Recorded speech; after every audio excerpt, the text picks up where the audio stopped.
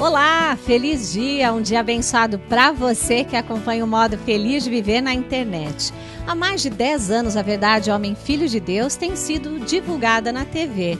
E como presente para você que hoje em dia assiste ao programa a qualquer hora, em qualquer lugar via internet, disponibilizaremos esses 10 anos de acervo para aproximá-los cada vez mais da imagem verdadeira da vida. Que tal? Todo dia um programa do nosso acervo numa tela perto de você. Entre em contato conosco no 0800 770 2600 de telefone fixo e de celular no 0 operadora 11 5074 4180. Você também pode acessar o site www.sni.org.br e participar das nossas redes sociais. Mas não fique somente no virtual não, estamos esperando você em nossas reuniões. Que esse programa ilumine sua vida. Muito obrigada. Olá! Para proporcionar bem-estar e alegria a você e toda a sua família, está no ar mais um programa Seitio Noye, um modo feliz de viver. Hoje o professor Yoshio Mukai fala sobre a capacidade infinita no interior das crianças. Mas a essência era aqueles filhos de Deus que quando começou a ser elogiado, eles começaram a demonstrar essa capacidade que estava latente dentro deles. E no quadro de perguntas e respostas, o preletor Enio Masaki Hara recebe o preletor Heitor Miyazaki, que responde ao empresário. Minha empresa não prospera mesmo tendo pensamentos e palavras positivas.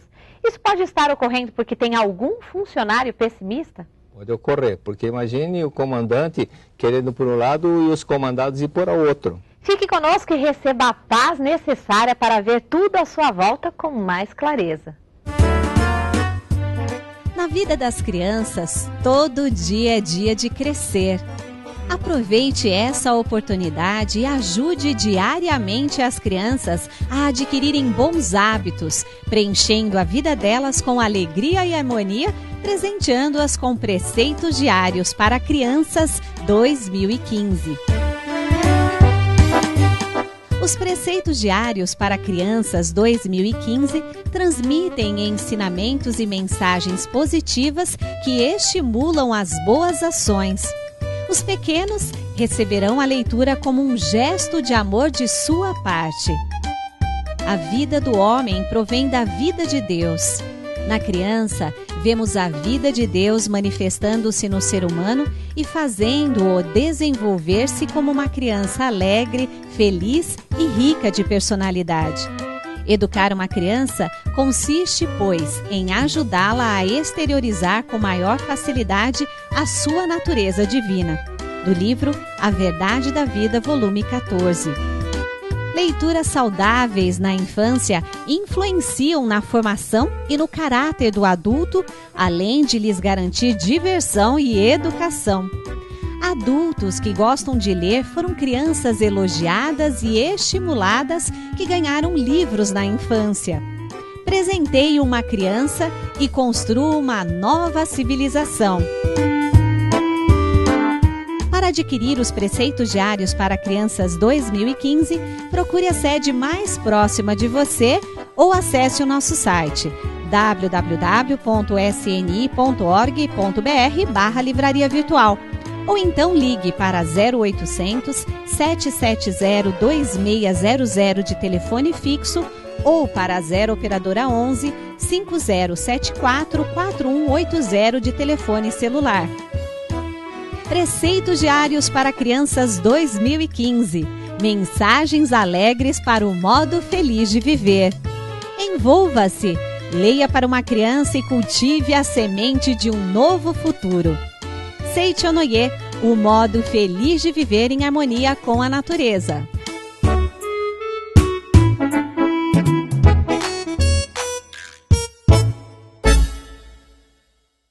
As crianças põem vida nos ambientes, transformando pequenos objetos em contos de fada e pondo sorrisos até mesmo nas faces mais endurecidas.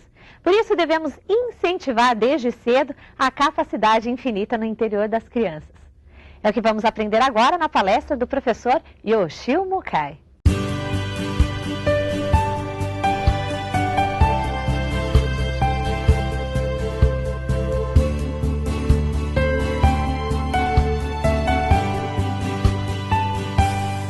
obrigado por esta oportunidade de poder comunicar com todos os senhores sobre a pedagogia da Seicho no Ie. E então, hoje, baseando nesse livro, que praticamente foi a minha vida, de quase 60 anos que estou dedicando a Seicho no Ie, compilei alguns dados que tive como experiência de poder orientar as pessoas, e dentre elas, muitas pessoas que militam no campo da pedagogia. Então, temos algumas experiências dentro desse livro e vamos então explanar algo sobre essa situação. E então, nesse livro, no capítulo 9, está escrito que a capacidade infinita está no interior das crianças. E esse é então o princípio básico da Seicho no Ie. Então, nós podemos dizer assim, que qualquer que seja a criança, nós precisamos começar a ver dentro dessa criança a natureza divina ou acreditar que ela é filha de Deus e que essa capacidade depende exclusivamente de como nós extrair desse interior, do interior. No segundo o princípio que o professor Masaharu Taniguchi nos ensina, diz que a Seicho no Ie, basta começar a ver a natureza divina, elogiá-las. E para elogiar essa criança, então está escrito aqui na página 84 desse livro, que a pedagogia da Seicho no Ie permite acreditar que toda criança possui em seu interior a natureza divina, a potencialidade infinita. E ensina a visualizá-la para extraí-la. É uma pedagogia que extrai a potencialidade com o poder da visualização, pois visualizar é concretizar em sentido filosófico. Na minha época, ainda quando militava na Associação dos Jovens, tinha uma professora que se diplomou, né, e foi tudo entusiasmado para a sua escola. Aí ela foi designada para assumir uma classe de segundo ano primário, que a maioria eram repetentes. Ela ficou decepcionada porque estava querendo fazer vamos dizer assim, uma classe exemplar com seus alunos. Mas quando foi dito que os alunos eram todos repetentes, ela ficou decepcionada e me telefonou. Aí eu falei para ela, você é da Seicho no Ie? Então você recebeu nas suas mãos como se fosse umas pedras de diamante toda bruta. Depende de você como lapidar para realmente conseguir extrair o brilho dessas crianças. E então esse trabalho de você lapidar é como você vai aplicar a filosofia da Seicho no Ie. E quando ela me disse como nós vamos então aplicar essa teoria, disse para ela que era muito simples. Todo ser humano, seu mestre diz que devemos elogiar, basta você encontrar um motivo para elogiar. Então, eu passei a primeira dica a ela. Falei, por exemplo, mesmo que são repetentes, se você passar uma matéria bastante simples, como uma matemática de 2 mais 2 é 4, né? Com certeza toda a classe vai acertar. E nesse momento, então, você vai chamar um por um dos alunos e elogiar, dar um abraço, dar aquele beijo às crianças. Só que não esqueça de você mandar um bilhetinho para os pais delas. Por quê?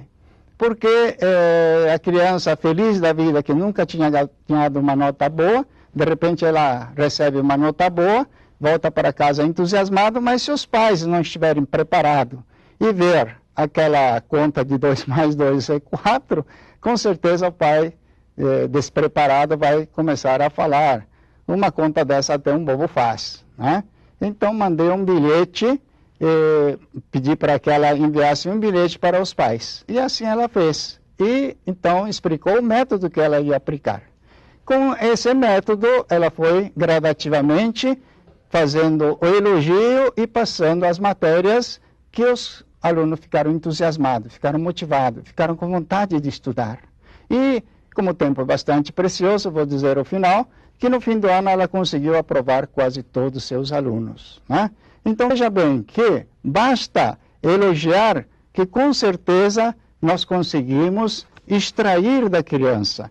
E aqui no item 3 está escrito assim: a pedagogia da Seichonoye distingue-se claramente a essência e o fenômeno, e se visualiza unicamente a perfeição da essência. Então o que eu acabei de dizer agora, o fenômeno era aquele menino repetente, mas a essência era aqueles filhos de Deus que quando começou a ser elogiado, eles começaram a demonstrar essa capacidade que estava latente dentro deles. Então essa é a parte que nós queremos falar da Seichonoye, como visualizar a natureza divina do ser humano. Aqui está então a primeira chave para que nós possamos fazer que a criança realmente possa começar a extrair a sua natureza divina. E outro item, o mestre escreve assim: a pedagogia da Seichonoye vivifica sempre o agora, visando a exteriorização da capacidade latente nos educandos. Então, o agora, né? Agora. Mas se no agora nós tivermos algum problema, o que vamos fazer? Como vamos solucionar esse problema que está acontecendo no agora, né? Fui procurado uma vez também por uma professora que ela dava aula na escola de excepcionais. E ela me disse que ela tinha um aluno de 7 anos, mudo e surdo, mas que tinha um hábito de roubar objetos dos colegas. E quando ele roubava, a classe ou a escola inteira se tumultuava, porque tinha que encontrar esse objeto para devolver à pessoa que foi roubada, vamos dizer assim. Mas aqui tem um ponto bastante importante para nós fazermos a nossa reflexão. Isso sabe por quê? Porque para um garoto de 7 anos, mudo e surdo, pegar um objeto de uma pessoa para esconder em algum lugar, será que esse ato era roubo? Para nós adultos, julgamos roubo. Mas para esse garoto, quando perguntei à professora qual era o comportamento dele, nesse momento, ela nos disse que ele ficava dando risada e observando todo mundo correr dentro da escola à busca daquele produto que ele tinha ocultado, escondido, né? Então, veja bem, que para o garoto, ele encontrou o motivo de ser uma atenção, a atenção da escola, ter uma atenção de todas as pessoas da escola. Então eu disse para essa professora o seguinte: então você vai fazer o seguinte, quando você chegar na aula, daqui em diante, você vai abraçar esse garoto, vai dar um beijo a esse garoto e dar todo o seu amor e atenção a esse garoto. Mas, quando ele esconder algum objeto do seu colega, ignore ele, fique emburrado com ele e procura ver qual foi o objeto que sumiu e procura substituir com outro objeto para a pessoa que ficou sem objeto. E você vai, então, ignorar esse garoto por uns 2, 3 dias para ele sentir que a professora não gostou do ato que você fez. E assim, então, ela começou a colocar isso em prática e em menos de um mês esse garoto estava totalmente transformado, não fazia mais esse ato.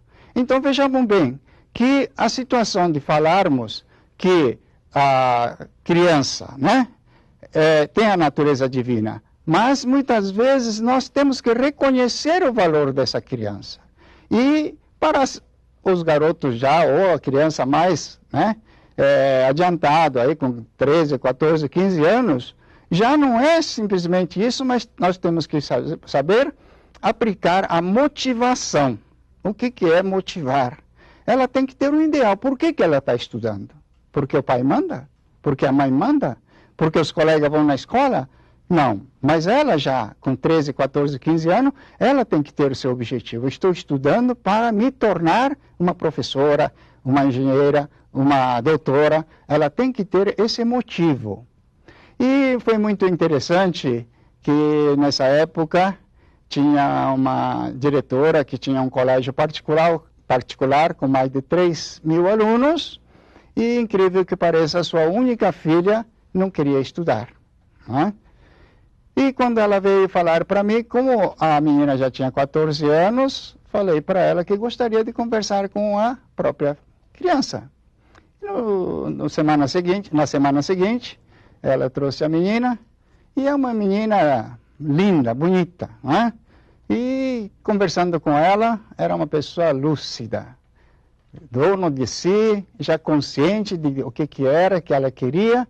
E quando eu perguntei para ela por que ela não estuda, simplesmente ela disse: professor, para que nós estudamos?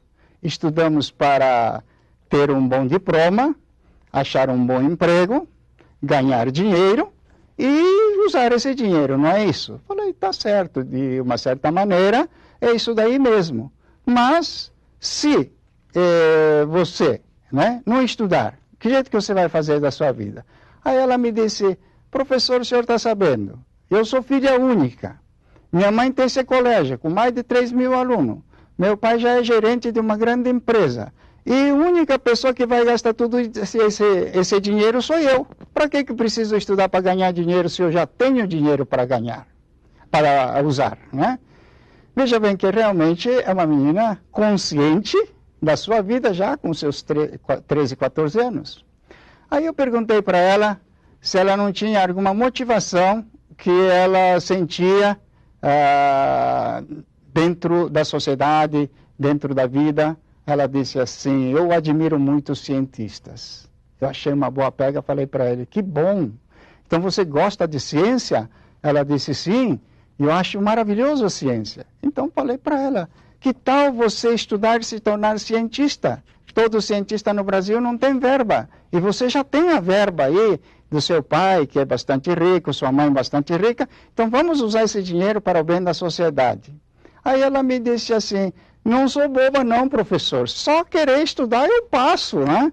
Isso era mais ou menos no meio do ano. Então ela me disse assim: só estudando em dezembro eu passo tranquilamente. Falei: então vamos fazer um segredinho? Aí ela disse: muito bem, o que o senhor quer? Falei: eu não vou contar para ninguém o nosso segredinho, mas você vai passar a estudar. Ela falou: tudo bem. Aí na semana seguinte, essa diretora, né, me procurou e disse assim: professor, eu gostaria de saber o que você falou com minha filha. Falei: não posso falar. O objetivo da senhora não era para ela estudar? Ela disse: sim. E o que está acontecendo? Não, ela está estudando, né? Então, ótimo. Vamos aguardar para ver se ela estuda até o fim do ano, passa de ano, aí ela vai contar para a senhora automaticamente. Ela disse: mas eu gostaria de saber, né? Então, veja bem que muitas vezes nós pensamos que a criança não estuda simplesmente por não querer, ou vaidade, uma coisa assim, mas se a pessoa buscar dialogar com a pessoa e compreender por que ela não está estudando, compreendendo a motivação dessa criança, com certeza nós estaremos, então, fazendo com que a criança vá adiante, né? Devemos, então, mais do que tudo, compreender que a pedagogia da Seichoné, todos podem se tornar gênio. Basta saber extrair esse ponto de vista, da onde que nós começamos, então, extrair. Na Seichoné nós temos departamento de educadores, e ali nós temos uma série de relatos de experiência que as professoras aplicaram esta filosofia da Seichoné e tem resultados maravilhosos. Uma delas, eu certa vez estava lendo um relato de uma professora. O marido foi transferido para o norte, lá em Ceará, né, Fortaleza, e ela era uma professora regional aqui do estado. Então, chegando lá, ela não tinha mais condições de lecionar, ficou parada em casa. Mas, observando na rua, na frente da sua casa, via muitos garotos brincando na idade escolar. Ela achou curioso, chamou um dos garotos e disse: por que você não estuda? Aí esse garoto disse: eu repeti 3 vezes e a professora falou que não me aceita mais na escola. E aquele seu colega: ele também é repetente, esse também é repetente. Aí ela disse assim: mas você não quer estudar? Eu quero estudar, mas não tem mais lugar para estudar.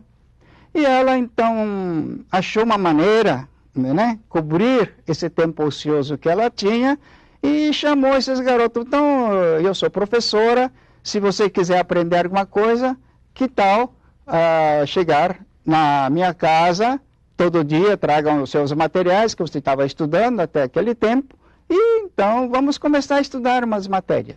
E assim então ela fez para chamar esses garotos. Primeiro parece que era 7, 8 garotos que juntaram e começaram a estudar. Tudo de variadas classes, mas ela com aquele amor, aquele carinho, foi visualizando cada garoto, ensinando. Aí chegou o fim do ano, ela disse, chamou os pais, falou assim, olha, agora acho que os garotos já têm vontade de estudar, que tal vocês voltarem para o colégio e pedir para que a diretora, né, abra uma exceção e admita eles para poder estudar. Aí, incrível que esses pais, né, se reuniram e falaram assim, professora, nunca sentimos tanta segurança de ver nossos filhos assim, compenetrados em vontade de estudar. E se for para a escola normal outra vez, com certeza eles vão perder esse ânimo. Que tal a senhora fazer um registro de uma escola particular, alguma coisa? Nós juntamos mais alunos e a senhora poderia começar uma escola para nós. Ela achou a ideia muito interessante, né? Acatou a ideia, falou com o marido e buscou algumas órgãos, disse, olha, imediatamente não dá para fazer, mas você pode ter esse passo, fazer a primeira reunião, e foi implantando. Então o relato dessa professora consiste que depois de 4 anos ela tinha uma escola estabelecida, era diretora e tinha mais de já 100 alunos estudando na sua escola. Então veja bem, por que esses alunos sentiram vontade de estudar com essa professora? Simplesmente porque foi elogiada e foi visualizado a natureza divina que estava dentro desses garotos. E esses garotos, quando sentiu que ele também estudando poderia, né, alcançar aquele ideal dele, ter um sonho de se diplomar, então ele se entusiasmou e essa senhora então estava fazendo um relato de experiência que com certeza hoje acredito que ela deve ter um colégio já com bastante alunos. Então vejamos bem aqui que que a criança é cheia de vitalidade e vontade de progredir. Né? Como preencher essa vontade das crianças é que o ponto essencial que nós temos da pedagogia da Seicho Noye. Normalmente, as crianças muito elétricas, crianças dinâmicas, os pais acham que é uma criança que não respeita, que é bruto, que é isso, aquilo. Mas, na verdade, essas crianças estão querendo exteriorizar a sua capacidade que está no seu interior. Muitas vezes pode ser até um sentimento de revolta que talvez esteja de não ser reconhecido. Mas, no momento que nós reconhecemos o sentimento dessa criança, com certeza essa criança vai se sentir feliz de poder exteriorizar a sua capacidade. Ao finalizar, simplesmente ouvi dizer também de uma professora que tinha um aluno muito revoltado. E então ela aconchegou desse garoto, começou a abraçar esse garoto, amar esse garoto, descobriu que seu pai foi assassinado. Então, para encher essa lacuna dessa falta de amor, a professora se aproximou e procurou preencher esse amor que estava faltando dentro dele. E quando ele se foi preenchido desse amor, esse aluno se tornou o aluno exemplar dessa escola. Então, finalizando esta palestra, gostaria de dizer para vocês que a pedagogia da Seicho Noye simplesmente ensina a natureza divina e a capacidade infinita que está no interior de cada um de vocês para simplesmente, através da palavra, exteriorizar, extrair. Muito obrigado pela atenção. Assim, então, termino aqui a explanação sobre a pedagogia da Seicho Noye. Muito obrigado pela oportunidade. E o preletor Eni Masaki Hara tem a presença do preletor Heitor Miyazaki no quadro de perguntas e respostas de hoje. Eles põem fim à dúvida de um empresário que questiona: minha empresa não prospera mesmo tendo pensamentos e palavras positivas. Isso pode estar ocorrendo porque tem algum funcionário pessimista? Veja a resposta.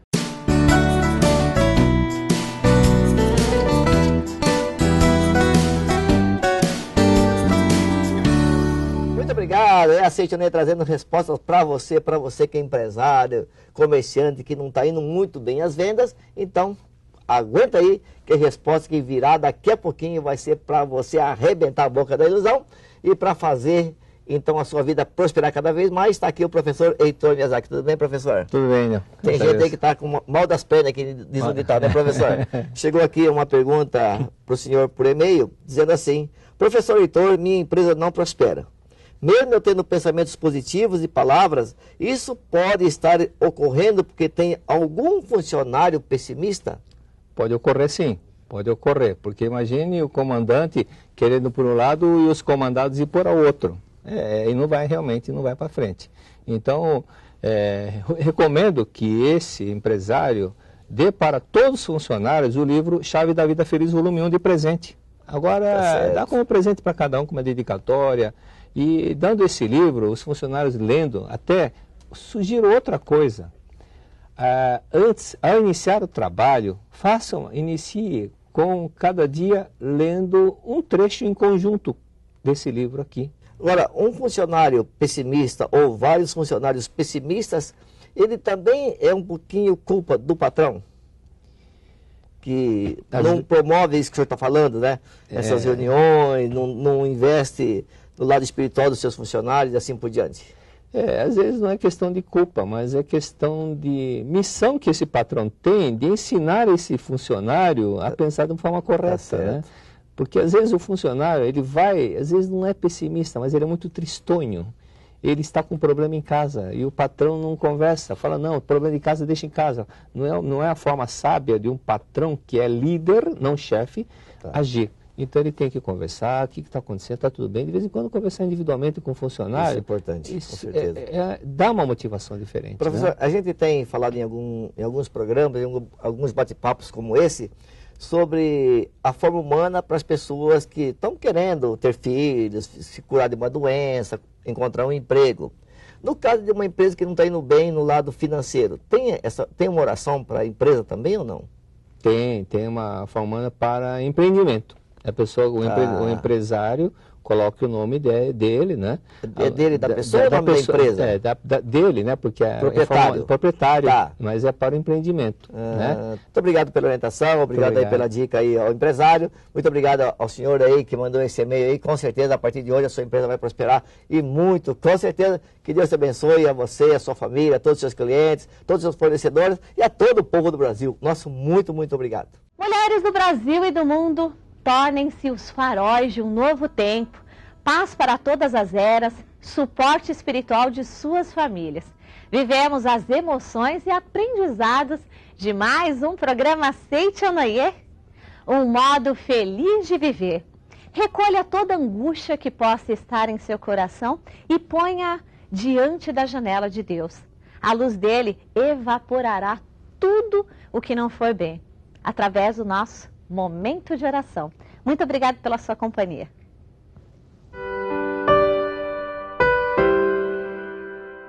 Oração para negar o mal. Neste momento, compreendi que minha imagem verdadeira é filha de Deus. Compreendi também que a imagem verdadeira deste mundo é o reino de Deus. Se enxergo algum aspecto imperfeito, isso não passa de miragem. A imperfeição não existe. O mal não existe originariamente. É verdade que o pensamento é força motriz e que aparece o bem quando se pensa no bem, e surge o mal quando nele se pensa. Isto é lei da mente. Porém, mesmo que surjam coisas más por se pensar nelas, elas não são existências verdadeiras. Elas se manifestam segundo a lei mental da manifestação da miragem. Coisas e fatos maus não são existências verdadeiras. São inexistentes e apenas parecem existir. Muito obrigado.